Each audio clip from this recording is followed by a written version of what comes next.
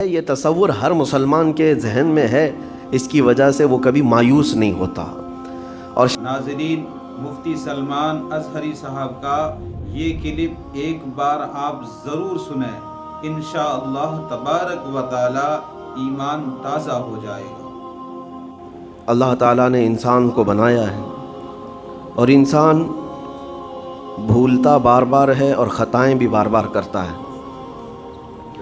خطا کرنے والا اور بھول جانے والا اللہ کی بارگاہ میں ایسا نہیں ہے کہ وہ ہمیشہ کے لیے ناکارہ ہے، بلکہ اللہ تعالیٰ نے اسے زندگی میں بار بار موقع دیے ہیں کہ تو اپنی خطاؤں سے اور اپنی بھول سے پھر سے دوبارہ اپنی اچھی زندگی میں آ جا، اور اسی کو ہم توبہ کہتے ہیں۔ توبہ کا جو آپشن رکھا گیا ہے انسانوں کے لیے، مسلمانوں کے لیے خاص طور پر، بہت ہمت والا ہے دروازہ ہے، بہت ہمت والا دروازہ ہے۔ اور اسی وجہ سے حدیث پاک میں یہ ہے کہ گناہ کرتا ہے بندہ، پھر توبہ کرتا ہے، پھر گناہ کرتا ہے، پھر توبہ کرتا ہے، یہ کرتا رہتا ہے۔ فرشتے اللہ کی بارگاہ میں عرض کرتے ہیں کہ مولا یہ تو بار بار وہی کرتا ہے، پھر توبہ کرتا ہے۔ اگر ہمارے ساتھ کوئی غلطی ایک بار دو بار کر دے، تیسری بار تو ہم اسے چھوڑیں گے بھی نہیں۔ انسانوں کی طبیعت تو یہی ہے، لیکن بندہ جب بار بار ایک خطا کرتا ہے اور پھر توبہ کرتا ہے، پھر خطا پھر توبہ، تو فرشتے جب اللہ کی بارگاہ میں یہ عرض کرتے ہیں کہ یہ مولا یہ ہر بار یہی کرتا ہے، تو جانتے ہیں پروردگار عالم کیا فرماتا ہے؟ ارشاد فرماتا ہے، اے میرے فرشتوں، میرا بندہ مجھے رحمان سمجھتا ہے اس لیے بار بار توبہ کرتا ہے، مجھے وہ ارحم الراحمین سمجھتا ہے، ورنہ کون بار بار اللہ تبارک و تعالیٰ کی بارگاہ میں دروازہ کھٹکھٹاتا؟ تو رب تبارک و تعالیٰ ارحم الراحمین ہے، یہ تصور ہر مسلمان کے ذہن میں ہے، اس کی وجہ سے وہ کبھی مایوس نہیں ہوتا۔ اور شیطان کا سب سے بڑا حربہ کیا ہے جانتے ہیں آپ؟ سب سے بڑا بہکانے کا اور گمراہ کرنے کا اور ہمیشہ گناہوں میں ملوث رکھنے کا سب سے بڑا آلہ، کہ بندے کو سب سے پہلے نا امید کرتا ہے، اب تیرا کیا ہوگا، تو بہت برباد ہو چکا ہے۔ یہ جو خیال شیطان ڈالتا ہے دل میں، اس کے بعد پھر وہ بندہ جری ہو جاتا ہے، اب میرے توبہ سے بھی کچھ ہونے والا نہیں ہے، جو جس طرح زندگی چل رہی چلنے دو، ارے 50 سال ہو گئے اب تک میں یہی کرتا رہا، اب کیا سدھروں۔ یہ جو خیالات ہے یہ شیطان ڈالتا ہے تاکہ اس کی کفر پر موت ہو جائے، تاکہ وہ ہمیشہ گناہوں کی موت مرے۔ نا امیدی جو ڈالتا ہے شیطان، اب میرے ساتھ کچھ ہونا نہیں ہے۔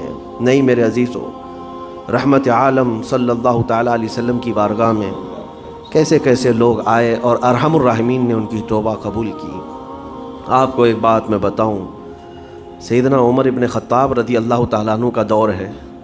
مثنوی شریف میں مولانا روم فرماتے ہیں، جنت البقیع آپ نے سنا ہوگا، قبرستان مدینے کا، مدینے کے قبرستان میں رات کے وقت ایک بوڑھا آدمی 80 سال کا جو بانسری بجاتا تھا اور اسی سے پیسہ کماتا تھا، اس کی بانسری میں بڑی اچھی لے تھی، بڑی سر اچھی تھی، لوگ سنتے تھے اور پیسے دیتے تھے، لیکن بڑھاپے میں جب سانس پھولنے لگ جاتی ہے، ہانپنے لگ جاتا ہے، سانس نہیں ٹھہرتی، تو بانسری کیسے بجتی؟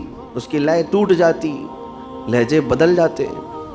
بوڑھا آدمی، اب اس کی بانسری سننے کو کوئی آتا نہیں تھا اور پیسے ملتے نہیں تھے، تھک ہار کر کے وہ آیا، رات کا وقت تھا، جنت البقیع قبرستان میں، 80 سال کی عمر کا ہو گیا ہے، اس نے بانسری توڑ دی، کہا زندگی بھر جس چیز سے میں کماتا تھا اب میری سانسوں نے جواب دے دیا، جسم پھولنے لگا ہے، سانس زیادہ آنے لگ گئی ہے، اب میرا کھانا پینا کیسا چلے گا؟ خیر ارحم الراحمین ہوں تو تیرا ہی بندہ، میرے اہل و عیال نہیں، میرے رشتہ دار نہیں، مجھے اگر تو بھوکا مارنا ہے تو اسی قبرستان میں مار دے، یا اگر میری زندگی باقی ہے تو میرے رزق کا انتظام کر دے۔ وہ رو رہا تھا 80 سال کی عمر میں۔ جب بندہ لاچار و مجبور ہوتا ہے تو پروردگار کو ہی یاد کرتا ہے۔ جانتے ہیں عمر ابن خطاب رضی اللہ تعالیٰ عنہ امیر المومنین مسجد نبوی میں تھے اور ان کی آنکھ لگی تھی، خواب میں رسول پاک صلی اللہ تعالیٰ علیہ وسلم تشریف لائے، کہا عمر اللہ کا حکم ہے جنت البقیع میں جاؤ، ایک بھوکا آدمی کھڑا ہے، اپنے گھر سے کھانا لے جاؤ اور اس کی ضرورت کا انتظام کرو۔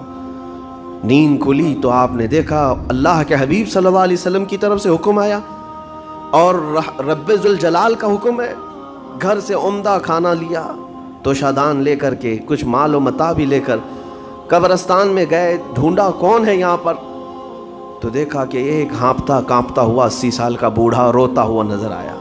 امیر المومنین اپنے ہاتھ میں توشادان لے کر اس کے قریب گئے، کہا تو بھوکا ہے؟ کہا ہاں بھوکا ہوں۔ بیٹھ چل میں تجھے کھلاتا ہوں۔ دسترخوان بچھا کر اسے اپنے ہاتھوں سے کھلایا اور اسے اپنی ضرورت کے مطابق جو ضروریات تھیں اس کی ضرورت کے مطابق وہ ساری چیزیں دی۔ وہ بوڑھا پوچھتا ہے آپ کون ہیں؟ حضرت عمر فاروق نے کہا میں عمر ابن خطاب ہوں۔ وہ ڈر گیا، حضرت عمر سے کون نہیں ڈرتا تھا کہ کہیں یہ کھلا پلا کر کے مجھے کوڑے نہ ماریں کہ زندگی بھر بانسری بجانے والا آج پکڑا گیا ہے، ہاں آج مجھے یہ سزا نہ دے دے۔ وہ کانپنے لگا، کہا کہ آپ یہاں کیسے؟ حضرت امیر المومنین کہتے ہیں میں خود نہیں آیا، مجھے اللہ کے رسول نے بھیجا، اور رب تبارک و تعالیٰ کا حکم آیا تھا کہ تو بھوکا ہے اور تو نے رزق مانگا ہے اور مجھے تیرے رزق دے کر کے بھیجا گیا ہے۔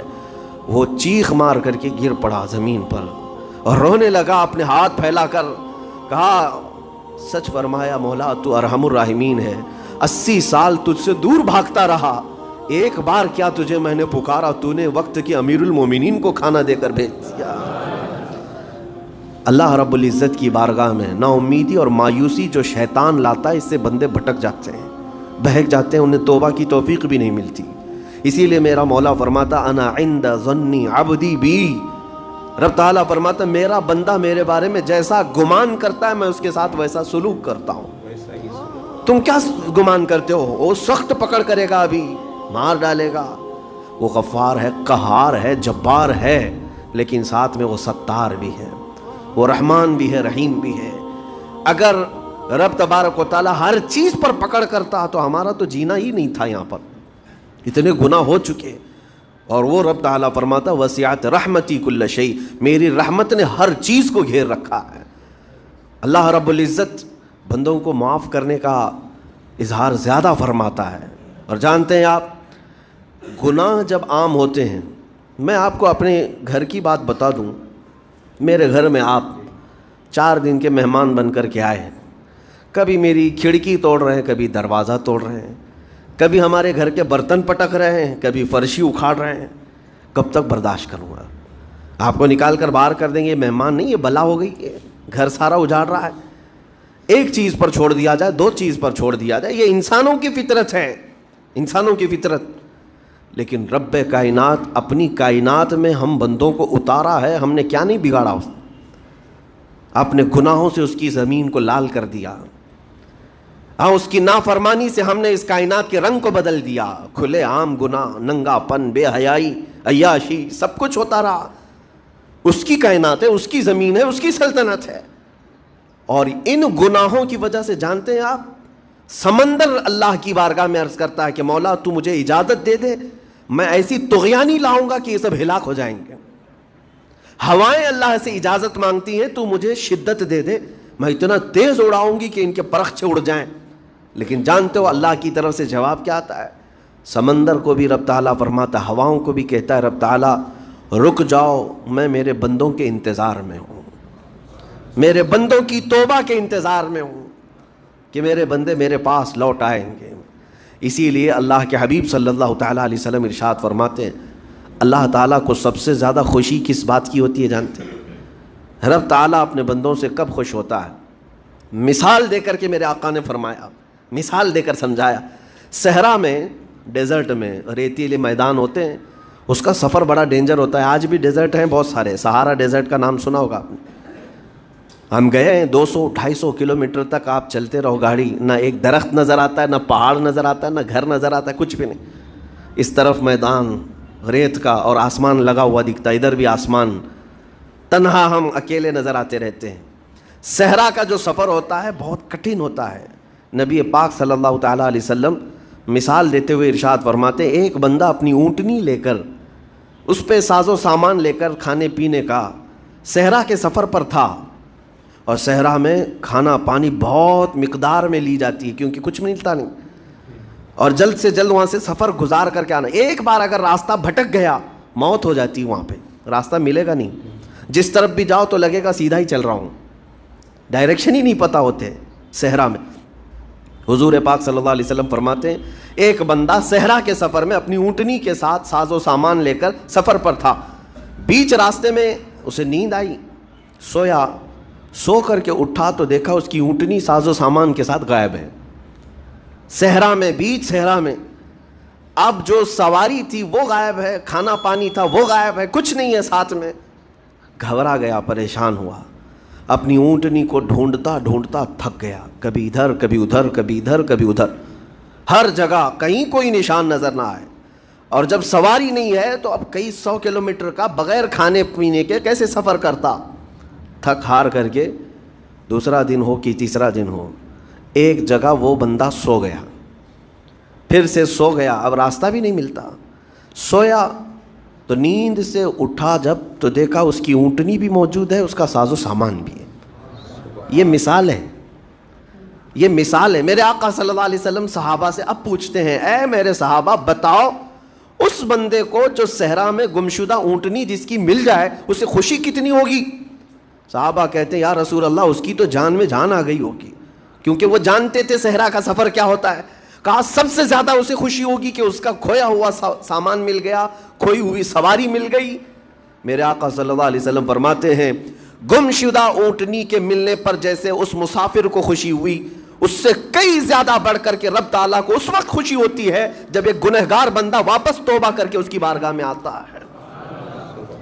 رب تعالیٰ کی بارگاہ میں جب بندہ پلٹ کر کے آتا ہے، رب تعالیٰ فرشتوں پر اس بندے کو دکھا کر رشک کرتا ہے، ارشاد فرماتا ہے میرا بندہ میرے پاس آ گیا، میرا بندہ میرے پاس آ گیا ہے۔ میں نے قرآن پاک کی وہی آیت تلاوت کی ہے جس میں اللہ تعالیٰ فرماتا ہے والذین اذا فعلوا فاحشۃ او ظلموا انفسهم ذکروا اللہ فاستغفروا لذنوبہم۔ یہ چوتھے پارے کی آیت ہے۔ اللہ تعالیٰ فرماتا ہے وہ لوگ جنہوں نے برائی کر لی یا اپنی جان پر ظلم کیا، یعنی گناہ کیا، پھر اللہ کو یاد کر لیا اور توبہ کر لیا، اللہ فرماتا ہے وَمَن يَغْفِرُ الذُّنُوبَ إِلَّا اللَّهُ، تو بتاؤ لوگوں اللہ کے علاوہ کون ہے بخشنے والا؟ لیکن شرط رب تعالیٰ یہ فرماتا وَلَمْ يُصِرُّوا عَلَى مَا فَعَلُوا وَهُمْ يَعْلَمُونَ، لیکن ایک بات ہے کہ وہ جس چیز سے توبہ کر کے آ رہے ہیں اس پر پھر مزید اصرار کر کے جمے نہ رہیں، چھوڑ دیں ایک بار، جان بوجھ کر کے پھر اس چیز پر نہ لگے رہیں۔ یہ آیت کب نازل ہوئی تھی میں آپ کو بتاؤں، دو صحابہ تھے، دونوں گہرے دوست تھے، بہت ہی گہرے دوست، مدینے کے رہنے والے۔ اس میں سے ایک صحابی تجارت کے لیے جا رہے تھے اور ان کے گھر بار میں ان کی بیوی تھی بس اور کچھ نہیں، تو اپنے دوست سے کہا کہ میں جا رہا ہوں، مجھے آنے میں تاخیر ہو سکتی ہے، میرے گھر پر اگر کبھی سودا سلف لانے کی ضرورت پیش آئی تو میری بیوی کو یہ پہنچا دینا ساز و سامان۔ یہ کہہ کر کے وہ تجارت پہ چلے گئے۔ جو دوست صحابی تھے، دیکھیں صحابہ کے بہت سارے کام امت کے لیے درس ہیں، قیامت تک آنے والے مسلمانوں کے لیے وہ مشعل راہ ہیں۔ تو وہ جو دوست صحابی تھے سودا سلف لے کر کے گھر جایا کرتے تھے اپنے دوست کی بیوی کو پہنچانے کے لیے۔ ایک دن ایسا ہوا کہ شیطان نے ورغلایا اور سودا سلف سامان لے کر گھر گئے۔ ان کی خاتون باہر آئی دوست کی، انہوں نے اس خاتون کا صرف ہاتھ پکڑ لیا، ہاتھ پکڑ لیا، اور وہ عورت چونکہ مدینے کی رہنے والی صحابیہ ہیں، اپنا ہاتھ تو چھڑا لیا لیکن وہ چیخ مار کر رونے لگی کہ جس پر میرے شوہر نے سب سے زیادہ اعتماد کیا، تم تو جگری دوست بھائی کی طرح تھے، ہاتھ کیسے بڑھا دیا؟ تو اس صحابی کو فوراً احساس ہو گیا کہ میں بہت بڑی خطا کر گیا، میرے بھائی اور میرے دوست کی امانت میں نے خیانت کر دیا، اس نے مجھ پر بھروسہ کیا تھا اور اس کی بیوی کا میں نے ہاتھ پکڑ لیا۔ بس اتنی سی بات تھی، وہ خاتون بھی رونے لگ گئی کہ میرے ساتھ کیا ہوا، یہ صحابی بھی رونے لگ گئے، احساس فوراً ہو گیا کہ میں نے غلط کیا ہے، سودا سلف لانے کے وقت مجھ سے غلطی ہو گئی، خطا ہو گئی۔ اب اس خطا کی وجہ سے وہ کرتے کیا، ان کو تو ڈر یہ تھا کہ میں اپنے دوست کو منہ دکھانے کے بھی قابل نہیں، اور نہ ہی میں یہ چیز کسی کے سامنے ذکر کر سکتا ہوں، کیا کروں؟ تو مدینہ چھوڑ کر کے چلے گئے پہاڑیوں میں، اور بغیر کھانا پانی سب کچھ بھی نہیں تھا، پہاڑیوں کے بیچوں بیچ رہنے لگے، اور صرف روتے تھے اور گر جاتے تھے، اور کمزوری آ گئی جسم میں، اٹھنے پھرنے کی بھی طاقت نہیں تھی۔ اب وہ دوست ان کے صحابی تجارت سے واپس آئے، گھر میں آتے ہی ان کی خاتون نے بتا دیا کیا معاملہ پیش آیا۔ وہ بہت جلال میں آئے اور کہا کہ میرا دل ٹوٹ گیا، آج میری کمر ٹوٹ گئی، جس کے ساتھ ہم نے پوری زندگی بتائی آج اس نے میری عورت کے ساتھ ایسا کیسے کیا۔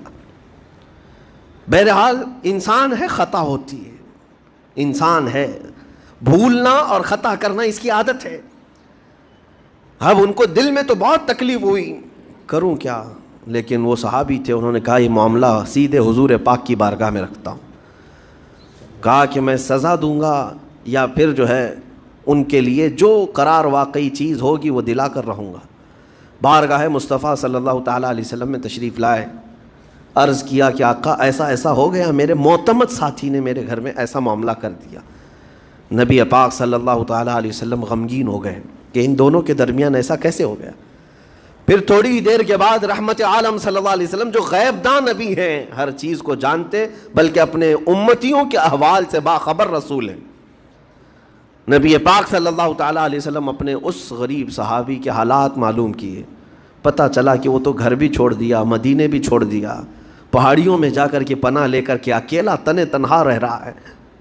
اللہ کے نبی صلی اللہ تعالیٰ علیہ وسلم اپنے اس غریب امتی صحابی کے حالات معلوم کرنے کے بعد اللہ کریم کی بارگاہ میں عرض کرتے ہیں کہ مولا تو فیصلہ سنا دے۔ اللہ تعالیٰ